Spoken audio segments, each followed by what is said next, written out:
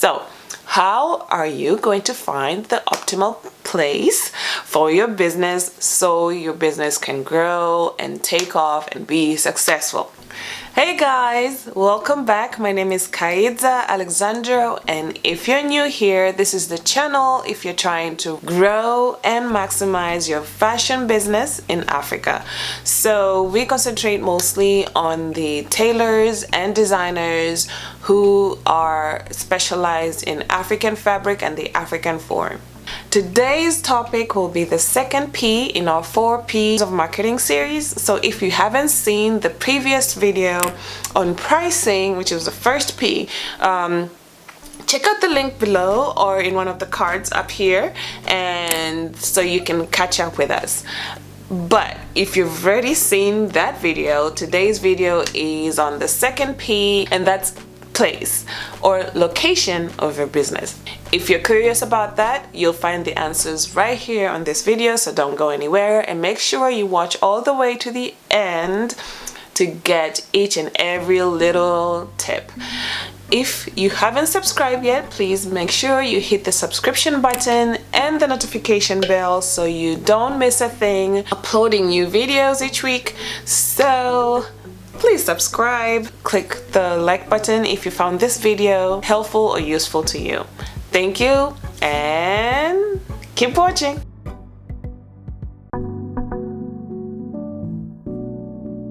So you have now figured out how you're going to price your goods or your products, and now you're looking for a place where you're going to locate your shop or your business. What factors should you consider when you're trying to do these things? The first thing is identify who your clients are. What do I mean? Are you going to be making school uniforms? Are you going to be making office wear? Are you going to be making wedding dresses? So these are the factors to consider when you are going to locate your business. So the first thing is know your client.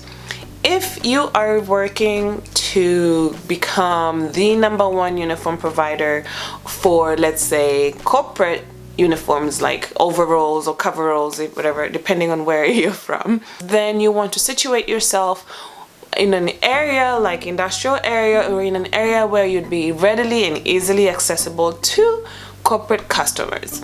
So, and if you are looking to provide office wear, then I would consider looking at, areas close to office buildings or with a lot of foot traffic coming from office buildings or corporate centers, and that way you are in the mix with your type of clientele that you're looking for. Now, if you are aiming to be in the upper scale or luxury line, you also want to make sure that the aesthetic of your location or the shop that you open is also with the same aesthetic of the luxury clientele that you are looking to serve. Why I'm saying is that you don't want to have the expectations of your clientele not met. First impressions are important to all of us. Okay, it's like meeting a new person for the first time. People are going to meet your business and you for the first time. You want to please their eyes, basically. So you want to make sure the location of your business is also reflecting on your client or reflects the type of client you want to attract. The second thing to consider, the second factor to consider is amount of traffic. Like I've said previously, you want to place your business or locate your business in a place where there's a lot of foot traffic, not just cars, because sometimes people get lazy. If they can see your shop from the car, like, oh, there's a good, it looks like there's a tailoring shop right there. Do I have the time to stop? Not really. So I'm just gonna go home and make dinner and go to sleep. Like, you want to make sure where you locate your store is easily accessible by foot, because we, at the state we are in Kenya and in Africa in general, we are not quite there with like online shopping or delivery shopping, and most people, they feel comfortable if they go to their tailor and get measured. So you want to make sure you are accessible on foot easily. Don't locate your store on the 15th floor with no elevator or no lift. You don't want your clients to have to start, climbing upstairs. Unless you're a gym or something, then you're expected to make it a little bit, physically taxing for your clients. But if you're a tailor, make sure that you locate your business or the place of your business in an easily accessible area with a lot of foot traffic, so it's easy to get those clients to make the jump, to make the step to walk into your store, rather than just passing by from far and thinking, oh, that looks like it's a lot of work to get to. I'd rather not. I'll just go to this person who's just really easy to get to. So consider the foot traffic of the location you're trying to put your business. The third factor to consider is your supply chain and logistics. If your tailoring business, if your fashion business uses a lot of fabric and raw material, then you want to locate yourself a little bit in a convenient place for your supply deliveries or pickup. Let's say you supply uniforms to corporate, to companies, and so the amount of volume we work with is huge. That means that you'll be needing to replenish your material or your fabrics very often. And imagine you live like 3 hours from the source of your fabrics and you have to make that trip very often. You'll be cutting the time that you could be using working on your trade, working on your commissions, rather than traveling to getting fabrics or materials all the time. This is an example. So if your client is the corporate kind and they buy things in bulk, and they don't necessarily come to your shop very often, what you might do is you might reconsider trying to locate some place where there's a lot of foot traffic, but you might consider locating yourself to a place where you might find your material or your fabric easier. Why? Because the nature of your business would be to make things in bulk and deliver them to your client, rather than your client physically coming to your shop. So the accessibility of it should not really count, or doesn't really factor into where you locate your business. You want to make sure that you consider your supply chain and the nature of your business before you pick a location for it. Before I get to my final point, please consider hitting the subscribe button and the notification bell so you get all the updates whenever they happen on the channel. And also visit our blog at kupsie.com for more information and more articles on different topics to do with African fashion and fashion in Kenya. The last tip is web presence.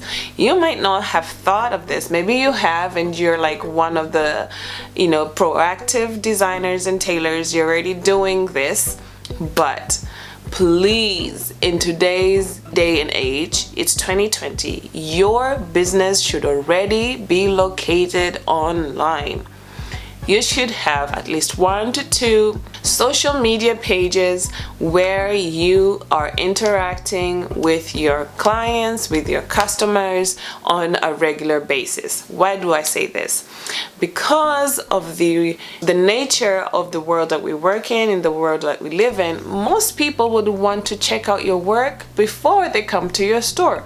So what better way to advertise yourself than to locate your business online as well? Consider having a Facebook or an Instagram page for your business so that you can put all the work that you have done so far up there for your potential clients to check you out. I will talk on a personal level here.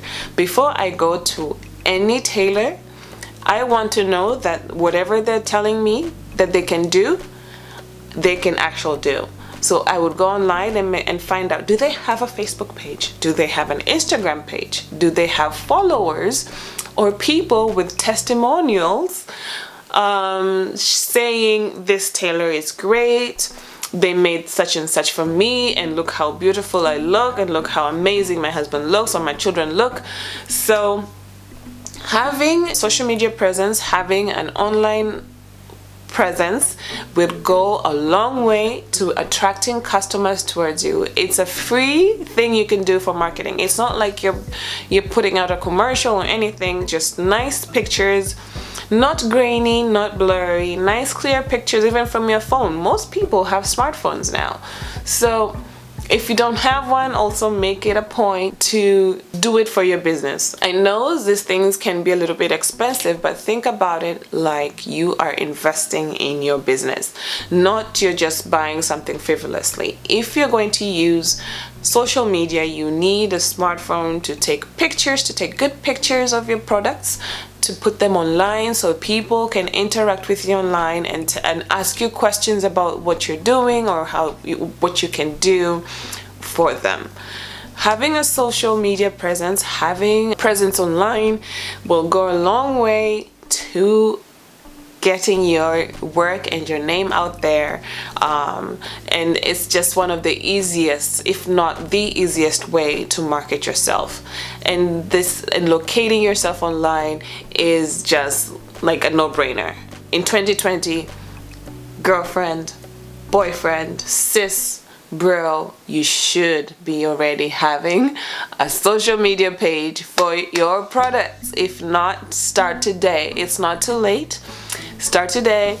Cultivate your clientele, cultivate your following, and make sure people can have access to your work online.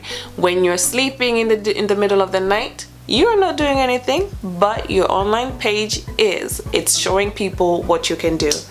Don't waste this. It's free of charge. Don't waste it. Get online. Show people what you can do online. All right? I hope you found this video helpful, and don't forget to check out the pricing video, the first P of the 4 P's of marketing. Like I said, I'll put the link in the description box or in one of the cards up here, and see you on the next video. Until next time, go out there and create something beautiful, and bye bye.